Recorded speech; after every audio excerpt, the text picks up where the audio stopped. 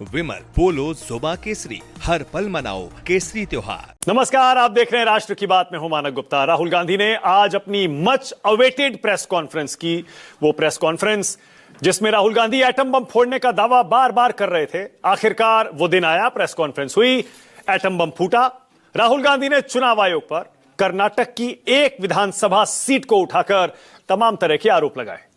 राहुल गांधी ने बाकायदा एक मंच पर एक कुर्सी लगाई, पीछे बड़ी सी स्क्रीन लगाई, हाथ में माइक था, सामने सारे पत्रकार बैठे हुए थे और राहुल गांधी ने बाकायदा मंच पर चलते हुए पूरा एक्सप्लेन किया, समझाया कि कैसे कर्नाटक की एक सीट पर उन्होंने चुनाव आयोग की वोटों की यह चोरी पकड़ ली है और वोट चोरी के 5-6 जो तरीके थे वो भी राहुल गांधी ने एक एक करके वहां बैठे पत्रकारों को बताए और समझाए। 1 घंटे 11 मिनट के आसपास राहुल गांधी का यह प्रेजेंटेशन रहा। ये हाथ में देख रहे हैं आप, ये राहुल गांधी जो कागज दिखा रहे हैं, ये वोटर लिस्ट है कर्नाटक की एक विधानसभा सीट की और उस सीट का नाम है महादेवपुरा। अब राहुल गांधी क्या कह रहे हैं पहले वो आपको बताता हूं, उसके बाद सबूतों पर जाएंगे जो आज राहुल गांधी ने रखे हैं। राहुल गांधी ने कहा 2024 के लोकसभा चुनाव में कर्नाटक के हमारे इंटरनल सर्वे में, कर्नाटक में 28 सीटें हैं लोकसभा की, राहुल गांधी कह रहे हैं उस 28 में से हमारे इंटरनल सर्वे के मुताबिक हम 16 सीटें जीतने वाले थे, लेकिन हम जब नतीजा आया जीते सिर्फ 9। जीतने वाले थे 16, हमें पूरा भरोसा था, लेकिन हम जीते 9। 7 सीट पर हार से हमें बहुत हैरानी हुई। फिर हमने किया एक फैसला कि हम खुद अपनी एक इंटरनल जांच करेंगे वोटर लिस्ट की।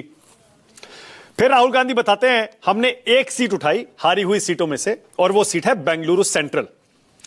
उस बेंगलुरु सेंट्रल की भी एक असेंबली सीट हमने उठाई जांच के लिए और वो है महादेवपुरा। महादेवपुरा हमने इसलिए उठाई क्योंकि 7 विधानसभा सीटें आती हैं लोकसभा सीटों में। उस 7 सीट में, विधानसभा सीटों में हम 6 में लीड कर रहे थे। बेंगलुरु सेंट्रल की बात कर रहे हैं, वो कह रहे हैं सिर्फ एक में हम पीछे थे और वो थी महादेवपुरा। इसीलिए हमने उस एक महादेवपुरा सीट की जांच करने का फैसला किया। हमने चुनाव आयोग से डॉक्यूमेंट मांगे, वोटर लिस्ट मांगी, चुनाव आयोग ने डिजिटल कॉपी नहीं दी। उसने हमको 7 फीट ऊंचा एक कागजों का पूरा गट्ठर दे दिया, गड्डी दे दी 7 फीट ऊंचा। राहुल कहते हैं अब इसकी जांच करने में हमको पूरे 6 महीने लग गए क्योंकि सब कुछ मैनुअली करना था। चुनाव आयोग ने जान के हमको डिजिटल कॉपी नहीं दी ताकि हम इसकी आसानी से जांच ना कर सके, लेकिन कहते हैं हमने हौसला नहीं हारा, हमने 6 महीने इस पर दिन रात मेहनत की और आखिरकार ये सबूत जुटाए हैं। अब राहुल गांधी के सबूत क्या है आपको फिर से दिखाता हूं, आप खुद फैसला करिए। सबूत देखने से पहले कर्नाटक का लोकसभा चुनाव का 2024 का नतीजा जरा याद दिला दूं आपको। कर्नाटक में कुल मिलाकर 28 सीटें हैं लोकसभा की। बीजेपी ने इस बार वहां 17 सीटें जीती, कांग्रेस ने 9 सीटें जीती, जेडीएस को 2 सीटें मिली। राहुल गांधी कह रहे हैं हम जीतने वाले थे 16, जीते 9। 7 पर हमें जानबूझकर हराया गया, बेईमानी से हराया गया। अब राहुल गांधी सबूत क्या दे रहे हैं? बेंगलुरु सीट पर जरा ऊपर आंकड़ा दिखाइए। कांग्रेस पार्टी को बेंगलुरु लोकसभा सीट पर वोट मिले 6,26,208, बीजेपी को मिले 6,58,915। 32,707 वोटों के अंतर से बीजेपी बेंगलुरु सेंट्रल सीट जीत गई। ये राहुल गांधी पहला आंकड़ा दिखाते हैं। उसके बाद वो कहते हैं बेंगलुरु लोकसभा सीट में 7 असेंबली सेगमेंट आते हैं, उनमें से 6 में हम जरा वो भी देखिए। राहुल गांधी आंकड़ा दिखाते हैं और कहते हैं महादेवपुरा विधानसभा सीट पर कांग्रेस को मिले 1,15,586 वोट, लेकिन बीजेपी को मिले 2,29,632। वो कहते हैं यह आंकड़ा समझ से परे है क्योंकि बाकी सारी 6 सीटों पर हम जीत रहे हैं असेंबली सीट्स पर। एक सीट पर बीजेपी हमसे डबल वोट ले जा रही है और अंतर इसका आ जाता है महादेवपुरा सीट का 1,14,046। वो कह रहे हैं एक असेंबली सेगमेंट में बीजेपी हमको 1,14,000 से हरा रही है और वो लोकसभा सीट हम हार रहे हैं सिर्फ 32,000 से।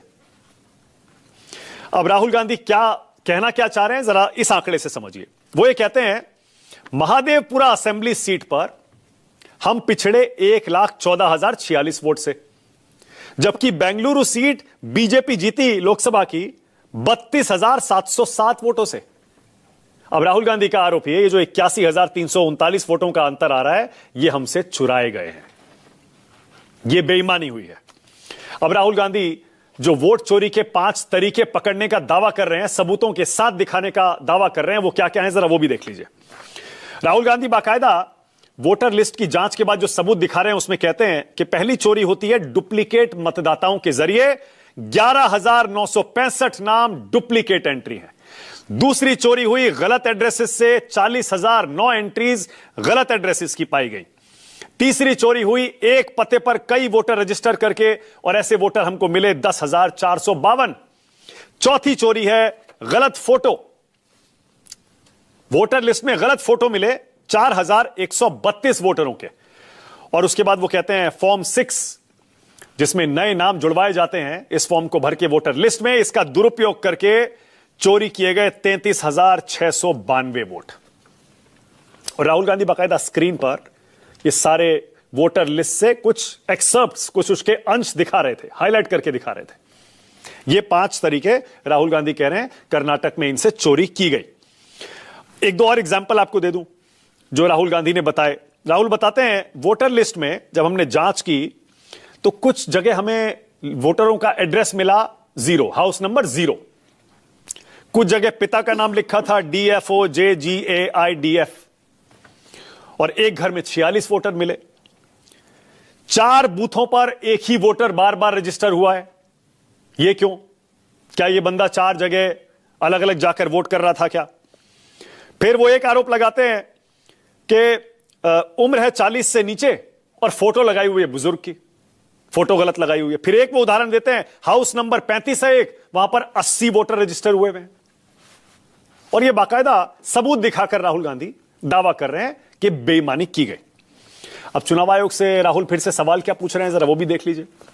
राहुल गांधी के सवाल, एक तो वही पुराना सवाल, वो कहते हैं कि महाराष्ट्र में रहस्यमयी 1 करोड़ वोटर कहां से आ गए पिछले चुनाव से अगर तुलना करें तो। दूसरा पूछते हैं शाम 5 बजे के बाद महाराष्ट्र में टर्नआउट इतना अचानक कैसे बढ़ गया।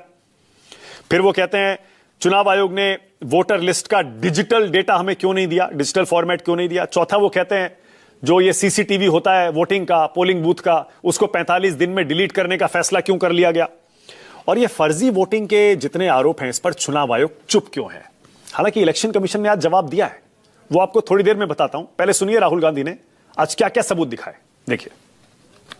यह है चोरी, 1,02,50 वोट की चोरी 5 तरीके से होती है। Duplicate voter, fake and invalid addresses, bulk voter in single address, invalid photo, misuse of form 6। Duplicate voter मतलब एक व्यक्ति 3, 4, 5, 6 बार वोट कर रहा है या उसका नाम 5-6 बार आ रहा है। फेक इनवैलिड एड्रेस मतलब या तो पता है ही नहीं या फिर फेक है। बल्क वोटर सिंगल एड्रेस, एक बेडरूम का घर है उसमें 50 लोग का एड्रेस है और जब हम वहां जाते हैं वहां लोग ही नहीं है, वोटर ही नहीं है। इनवैलिड फोटो, या फोटो है ही नहीं या फोटो इतनी छोटी है कि उसको पहचाना नहीं जा सकता।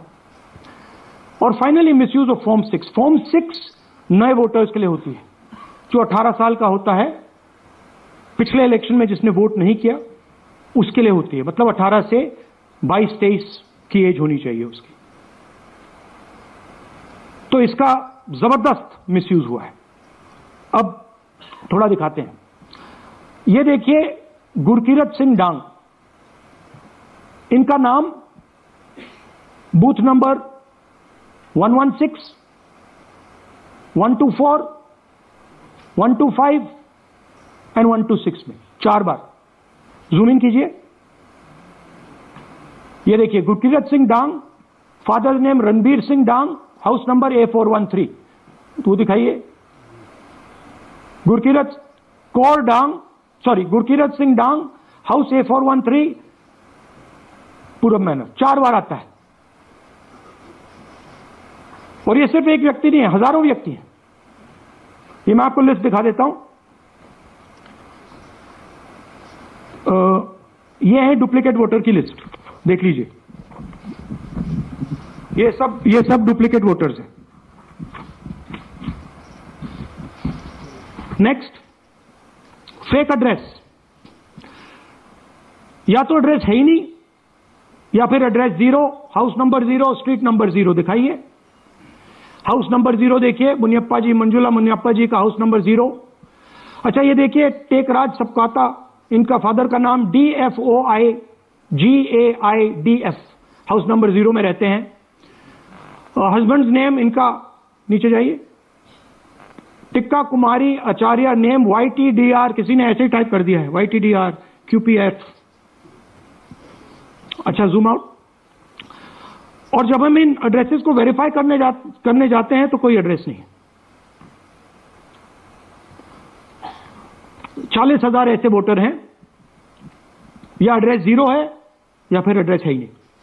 Next, bulk voters in single address, single bedroom का घर है, 80 वोटर रह रहे हैं उसमें, दिखाइए, जूम इन कीजिए।